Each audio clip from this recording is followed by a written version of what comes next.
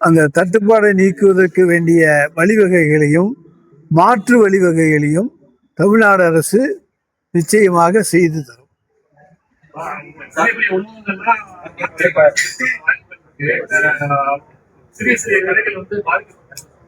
அதான் அவங்களுக்கு மாற்று வழி ஏதாவது ஏற்பாடு பண்ணி தருவாங்க.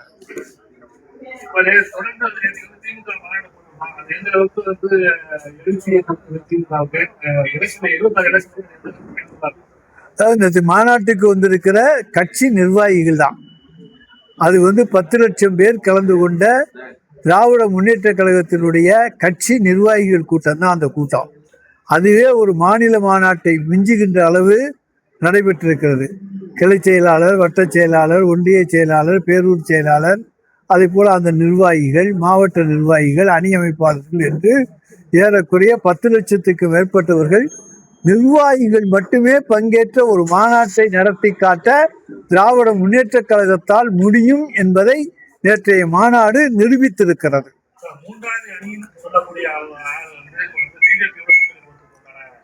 வாய்ப்புகள் அதிகமாக இருக்கு சொல்லப்படுது. குறிப்பா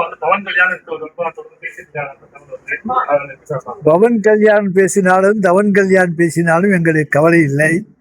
எங்களை பொறுத்த வரைக்கும் 3வது அணி 4வது அணி எத்தனை அணி வந்தாலும் எங்கள் அணி என்பது மிகவும் பலம் பொருந்திய அணியாகவும் மற்றவர்களுக்கு நல்லது செய்கின்ற அணியாகவும் மக்கள் வரவேற்கிற அணியாகவும் எங்கள் அணி இருக்கிறது.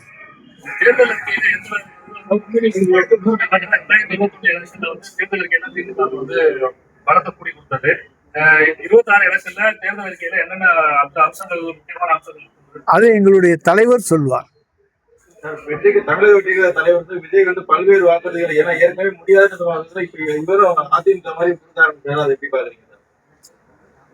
அதாவது நாங்க அவரை ஒரு பொருட்டாகவே எடுத்துக்கொள்ளவில்லை.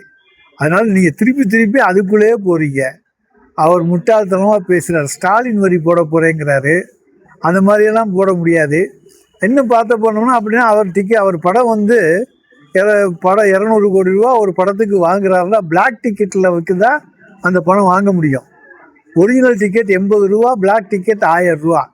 அப்போ 920 ரூபாய் கருப்பு படத்தை வாங்கித்தான் அவங்களுக்கு கொடுக்குறாங்க. எனவே இதெல்லாம் வச்சோம்னா விஜய் மாட்டிக்கிட்டுருவாரு. அவர் அறியாமலும் புரியாமலும் தெரியாமலும் பேசுகிறார்.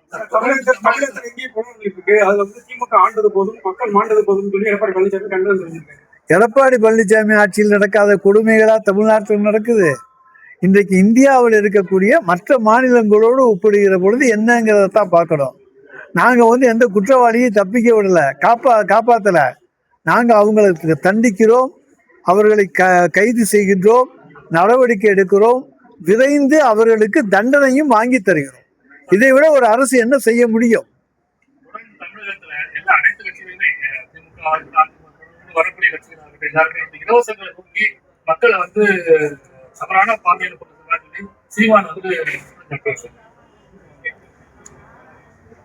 இது இலவசங்கள் என்று நாங்கள் சொல்லவே இல்லை.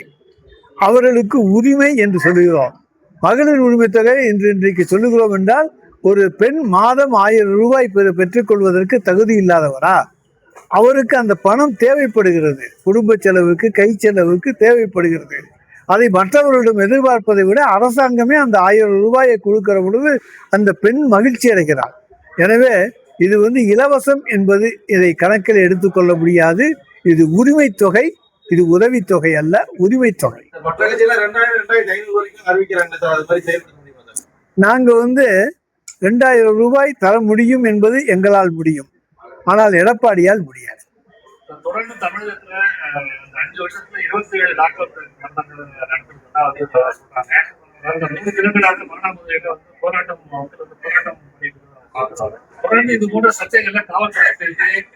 சார், காவல்துறையை சேர்ந்தவர்கள் தங்கள் பணிகளை செய்து கொண்டுதான் இருக்கிறார்கள்.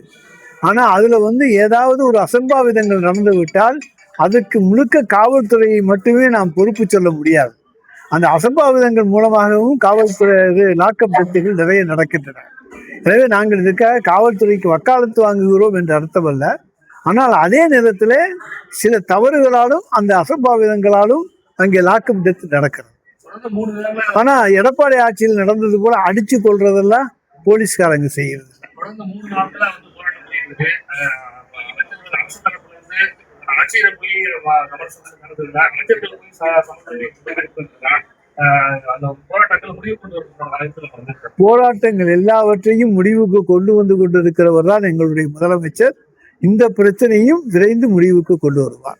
திமுக அதிமுக மாற்று கட்சி அவரை சொல்லி விஜய் கொடுத்தாரு. இந்த நேரத்துல வந்து மகளிருக்கு 2500 ரூபாய் பணம் 6 சிலிண்டர் இலவசம் அறிவிக்கிறாரு. அப்புறம் என்ன சார் மாற்று கட்சி? அவர் மாற்று கட்சியும் இல்லை, எந்த கட்சியும் கிடையாது. விளம்பர கட்சி தான் அவரை தவிர வேற எந்த கட்சியும் கிடையாது. மாற்று கட்சி அல்ல. ஆனா ஒண்ணு மட்டும் நான் ஆரம்பத்துல இருந்து சொல்லிட்டு இருக்கிறேன், பிஜேபியினுடைய சி டீம், ஏ டீம் அல்ல, பி டீம் அல்ல, சி டீம். முதல் நாள் நான் சொன்னது, இன்றைய வரைக்கும் சொல்லிக் கொண்டிருக்கிறேன், அவர் பிஜேபியினுடைய சி டீம். இன்னும் சொல்ல போனா அமித்ஷாவினுடைய ஸ்லீப்பர் செல், அதுதான் விஜய்.